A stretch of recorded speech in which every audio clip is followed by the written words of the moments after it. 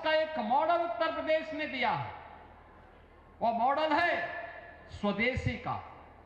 परंपरागत उद्यम के जो क्लस्टर एमएसएमई के उत्तर प्रदेश के अंदर हैं, जिसको हमने एक जनपद एक उत्पाद के रूप में आगे बढ़ाने का काम किया है। एक जनपद एक उत्पाद, इसने रोजगार का भी सृजन किया है। इसने यहां पर स्थानीय स्तर पर ग्रामोद्योग को बढ़ावा दिया है, स्वदेशी मॉडल भी दिया है। और इसी के लिए तो प्रधानमंत्री जी कहते हैं वोकल फॉर लोकल। हमें जो लोकल है उसके लिए खूब मुखर होना होगा, खूब प्रभावी ढंग से इसका प्रचार प्रसार करना होगा, उसके बारे में व्यापक प्रचार प्रसार करना होगा, लोगों को बताना पड़ेगा। और उसको बताने के लिए इससे अच्छा अवसर नहीं हो सकता कि 4 दिवसीय स्मृति महोत्सव के अवसर पर इस स्वदेशी मॉडल के स्टॉल लगे हुए हैं। प्रत्येक क्षेत्र में हमारी प्रगति क्या है उसके एक मॉडल के स्टॉल भी यहां पर लग करके यह नए भारत के लिए एक नई प्रेरणा पंडित दीनदयाल उपाध्याय जी की दृष्टि से आगे बढ़ाने का काम हो रहा है। बहनों और भाइयों, उत्तर प्रदेश यह प्रदेश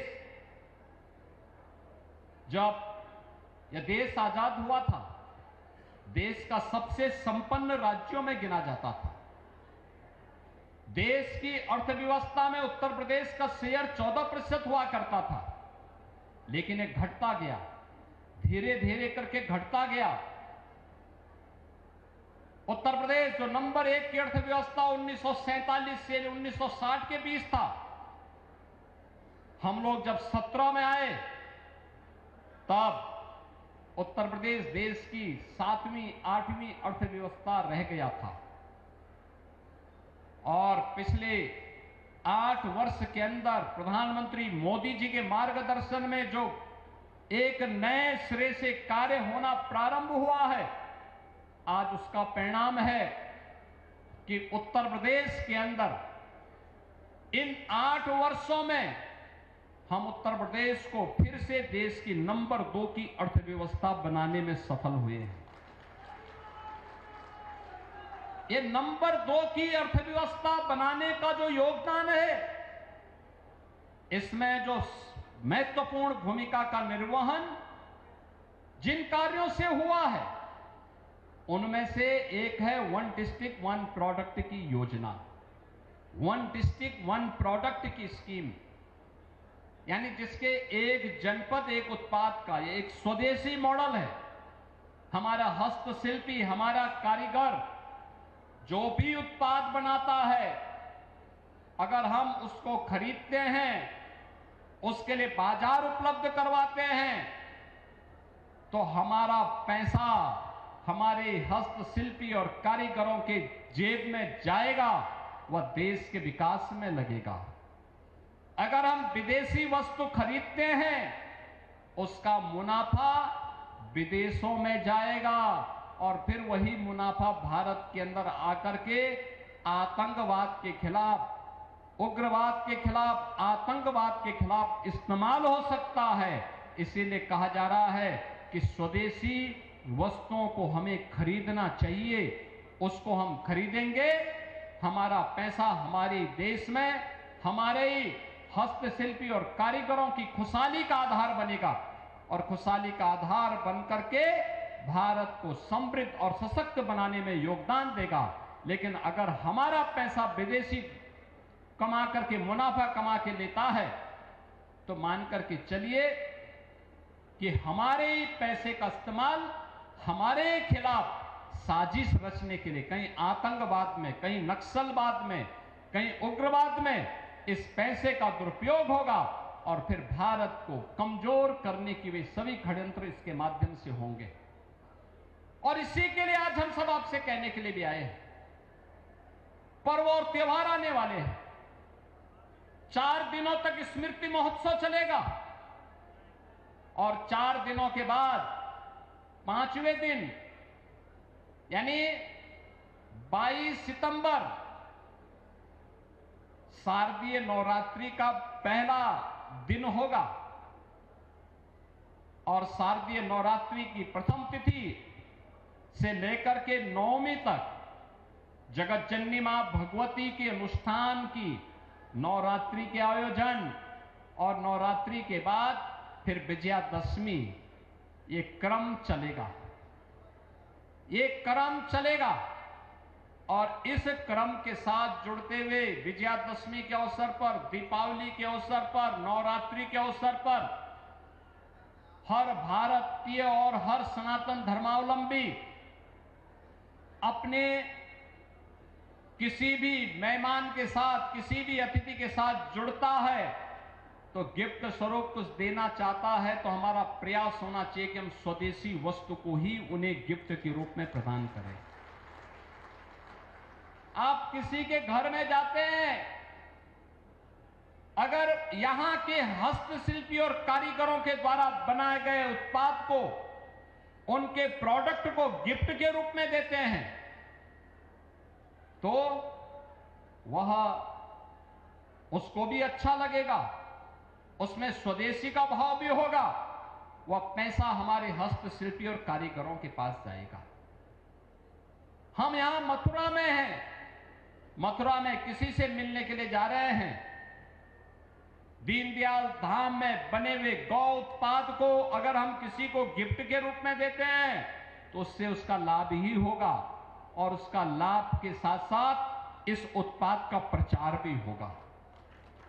यानी दोनों प्रकार से, और गौ रक्षा का कार्यक्रम भी आगे बढ़ेगा, गौ मैया की भी कृपा बनेगी। ये मॉडल हमें अपनाना पड़ेगा। 17 के पहले मैं देखता था, पर्व और त्योहार के पहले चीन का उत्पाद हमारे बाजार में छा जाता था, लेकिन 17 के बाद जब वन डिस्ट्रिक्ट वन प्रोडक्ट आया, एक जनपद एक उत्पाद की योजना हमने लागू की, आज पर्व और त्योहारों में उत्तर प्रदेश का हर नागरिक अपने अतिथि को, अपने मित्र को, अब किसी के जन्मदिन पर, किसी के शादी ब्याह में कोई भी गिफ्ट देता है तो गिफ्ट क्या देता है? उत्तर प्रदेश में बने हुए वस्त्र के रूप में। उत्तर प्रदेश से फिरोजाबाद के ग्लास की प्रतिकृति को दीपावली के अवसर पर गौधाम में बने हुए दिया, लक्ष्मी गणेश की प्रतिमा, ये सभी प्रदान करते हैं। यहां बनी हुई औषधियां, ये सभी हम प्रदान करते हैं और परिणाम क्या होता है कि हमारा पैसा हमारे ही प्रदेश और देश के विकास में खर्च होकर के नए लोगों का रोजगार का सृजन करता है। एक जनपद एक उत्पाद योजना में आज 96 लाख यूनिट काम कर रही हैं और 2 करोड़ से अधिक लोगों को उत्तर प्रदेश के अंदर इसके माध्यम से नौकरी और रोजगार की गारंटी मिली है। बहनों और भाइयों, एक तरफ यह मॉडल और दूसरी तरफ है जो प्रधानमंत्री जी ने युवाओं के लिए स्टार्टअप के एक नए इकोसिस्टम को आगे बढ़ाने का काम किया। आज भारत दुनिया के अंदर स्टार्टअप इकोसिस्टम का दुनिया की तीसरी बड़ी शक्ति के रूप में भारत उभरा है। स्टार्टअप केवल आईटी एंड इलेक्ट्रॉनिक्स में ही नहीं हो सकता। ये जितने भी वन डिस्ट्रिक्ट वन प्रोडक्ट के हमारे यूनिट हैं, ये भी अपने आप में एक स्टार्टअप है। ये गौधाम में, पंडित दीनदयाल उपाध्याय धाम में गौ आधारित उत्पाद जो यहां पर बनाए जा रहे हैं, यह भी अपने आप में एक स्टार्टअप है। इसको प्रमोट करना, इसको आगे बढ़ाना, इसका प्रचार प्रसार करना, धीरे धीरे करके यह एक नई कार्य संस्कृति को आगे बढ़ाएगा। लोगों के जीवन में इसके माध्यम से नई प्रवृत्ति पैदा होगी और ये चीजें आगे बढ़ेंगी। धीरे धीरे करके हम ग्राम स्वराज की इस परिकल्पना को साकार करने में सफल होंगे।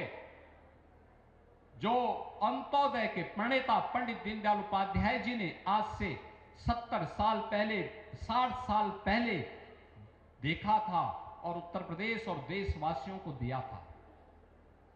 बहनों और भाइयों, आज इसके लिए अनेक स्कीम चल रही है। युवाओं के लिए रोजगार और नौकरी की गारंटी तो है ही, उनके लिए अध्ययन के दौरान उनके लिए पीएम इंटर्नशिप की स्कीम और सीएम इंटर्नशिप की स्कीम भी उपलब्ध करवाई गई है। उत्तर प्रदेश में भी हाल ही में हम लोगों ने निर्णय किया है, उत्तर प्रदेश सरकार में वह सफाई कर्मी हो या किसी ऑफिस में या किसी भी सरकारी व्यवस्था के माध्यम से संचालित किसी संस्थान में आउटसोर्स और संविदा पर कार्यरत कार्मिक, उसको मिनिमम मानदेय देने की गारंटी, यानी कम से कम 16,000 से 20,000 रुपए मानदेय उसको हर हाल में मिलना ही मिलना चाहिए।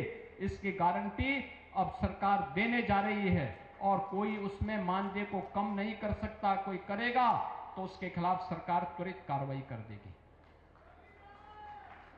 युवाओं का शोषण नहीं होना चाहिए, कार्मिकों का शोषण नहीं, बल्कि उसको आगे बढ़ने के लिए एक नई प्रेरणा प्राप्त हो।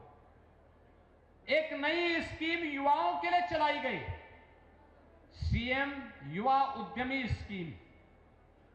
कोई भी युवा अपना स्वयं का स्टार्टअप स्थापित करना चाहता है तो स्टार्टअप के लिए सरकार ने व्यवस्था बनाई है और बनाने की व्यवस्था की है कि पहले चरण में हम उसको चयन करेंगे, चयन करके उसको प्रशिक्षण करवाएंगे, 5 लाख रुपए तक क्या लोन गारंटी मुक्त देंगे, ब्याज मुक्त देंगे, यानी ब्याज भी गारंटी भी सरकार देगी।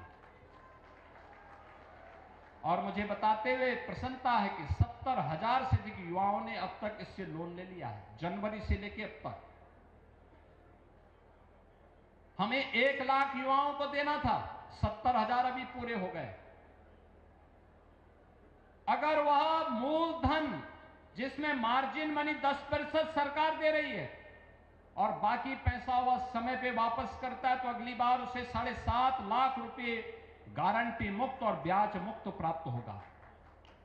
तीसरी बार में हम उसको 10 लाख रुपए की सुविधा देंगे। यानी धीरे धीरे करके हमारा युवा जॉब सीकर नहीं, प्रधानमंत्री जी के विजन के अनुरूप जॉब क्रिएटर बन करके नए नए लोगों को रोजगार और नौकरी देने की सामर्थ्य अपने आप विकसित करेगा। ये कुछ मॉडल हैं और यह मॉडल हम एग्रीकल्चर में भी लागू कर सकते हैं, गौ आधारित खेती में भी कर सकते हैं, गौ आधारित उत्पाद में भी कर सकते हैं, टूरिज्म में कर सकते हैं, शिक्षा में कर सकते हैं। वन डिस्ट्रिक्ट वन प्रोडक्ट से जुड़े हुए उत्पाद में कर सकते हैं। हर एक क्षेत्र में इसकी संभावना है और उत्तर प्रदेश तो पहले से ही इसके लिए अत्यंत समृद्ध क्षेत्र रहा है। आज का समय युवाओं का समय है और मैं आप सबसे इस बारे में आग्रह करना चाहूंगा। इस मामले में दुनिया के अंदर भारत सौभाग्यशाली है। भारत दुनिया के अंदर सबसे अधिक युवा शक्ति रखता है। भारत में भी उत्तर प्रदेश सबसे अधिक युवा ऊर्जा का केंद्र बिंदु है। हमारी कुल आबादी का 60% युवा है। ये युवा अत्यंत ऊर्जावान है, प्रतिभाशाली है। जब भी इसको अवसर प्राप्त हुआ है, इसने अपनी प्रतिभा का लोहा दुनिया को मनाया है। उस युवा से हमारी यही अपेक्षा है। प्रधानमंत्री जी ने विजन दिया है, यह वर्ष भारत के संविधान को लागू होने के अमृत महोत्सव का वर्ष है। 75 वर्ष पूरे हुए हैं। इन 75 वर्षों में बाबा साहब भीमराव अंबेडकर के संविधान के माध्यम से उन्होंने भारत से जो अपेक्षा की थी उसके अनुरूप भारत को बनाने के लिए प्रधानमंत्री जी ने विकसित भारत का एक संकल्प भारत के नौजवानों को दिया है। विकसित भारत का यह संकल्प जिसमें विरासत का सम्मान होगा, गुलामी के चिन्हों को समाप्त करेंगे, एकता और एकात्मता के लिए कार्य करेंगे, सेना, अर्धसेना और यूनिफॉर्म धारक अपने जवानों का सम्मान करेंगे, एकता और एकात्मता के लिए कार्य करेंगे, सामाजिक समता मूलक समाज के निर्माण के लिए हम सब मिलकर के कार्य करेंगे और नागरिक कर्तव्यों का पालन करेंगे।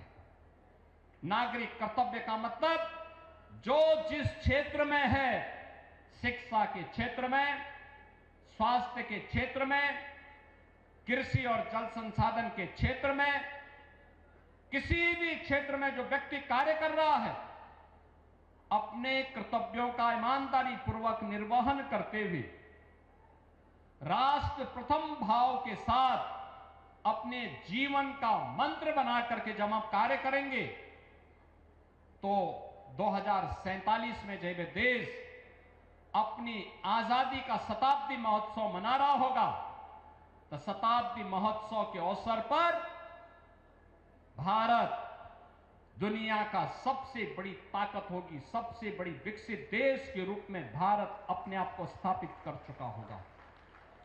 उस भारत के निर्माण के लिए उत्तर प्रदेश को विकसित बनाना होगा। विकसित बनाना है उत्तर प्रदेश को तो मथुरा से शुरुआत होनी पड़ेगी। मथुरा से शुरू करना है तो नगला चंद्रभान में भी, फरौ में भी उस प्रकार का विकास दिखना चाहिए। गांव आत्मनिर्भर बने, गांव आत्मनिर्भर बने, नगर आत्मनिर्भर बने। आत्मनिर्भरता का इस मॉडल हर क्षेत्र में हमें लागू करना पड़ेगा, हर क्षेत्र में लागू करना पड़ेगा। व्यापक संभावनाएं हैं, उन संभावनाओं को आगे बढ़ाने के लिए यही है पंडित दीनदयाल उपाध्याय जी की स्वदेशी दृष्टि।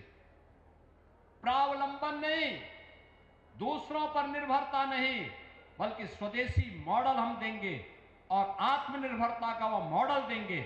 और वह मॉडल ग्राम इकाई से शुरू होता है।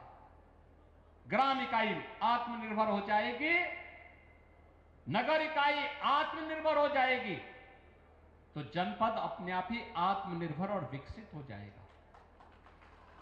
जनपद आत्मनिर्भर और विकसित हुआ तो प्रदेश को आत्मनिर्भर और विकसित होने से कोई रोक नहीं सकता। और प्रदेश अगर आत्मनिर्भर और विकसित हो गया तो देश आगे बढ़ जाएगा, आगे बढ़ जाएगा। प्रति व्यक्ति आय में वृद्धि होगी, रोजगार का सृजन होगा, युवाओं को नौकरी के लिए भटकना नहीं पड़ेगा।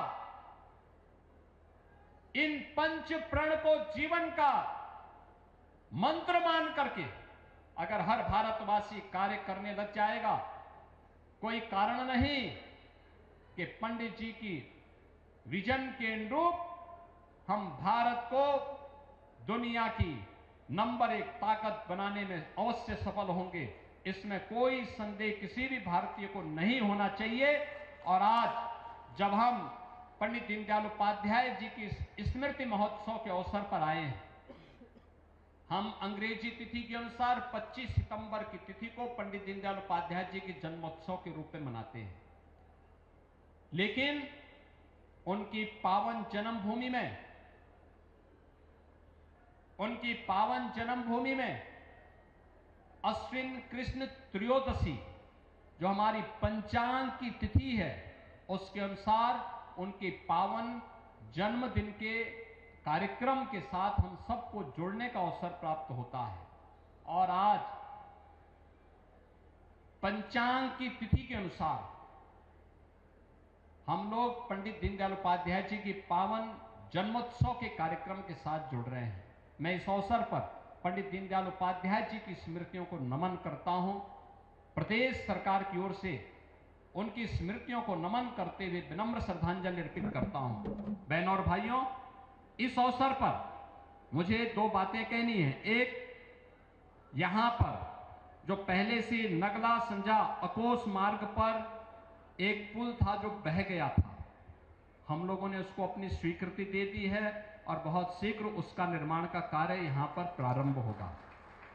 और दूसरा, यहां पर पंडित दीनदयाल उपाध्याय जन्मभूमि स्मारक समिति में जो पर्यटन केंद्र है, वहां पर एक अतिथि भवन के निर्माण और साथ साथ जो पंडित जी की कुटिया थी, उनकी पावन जन्मभूमि का उनका दिव्य भूमि है, उस दिव्य भूमि को हम लोग सोलर लाइट से उसको सोलर पैनल लगा करके पूरा ग्रीन एनर्जी के साथ जोड़ने का काम करेंगे। इसके लिए भी हम लोग राज्य सरकार की ओर से इस पूरी व्यवस्था को जोड़ने का कार्य कर रहे हैं।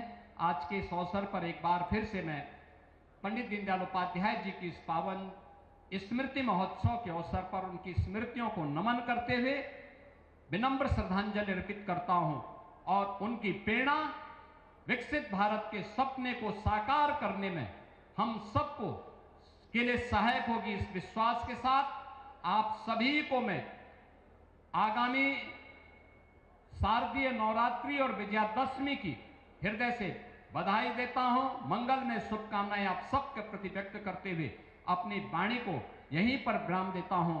धन्यवाद। जय हिंद। जहां भक्ति है हर शब्द में, कथाओं में छुपे हैं दिव्य रहस्य और ज्योतिष देता है जीवन को दिशा। धर्म से जुड़ी हर बातों को जानने के लिए हमारे चैनल स्तुति को सब्सक्राइब करें। चैनल पर जाने के लिए इस लिंक पर क्लिक करें।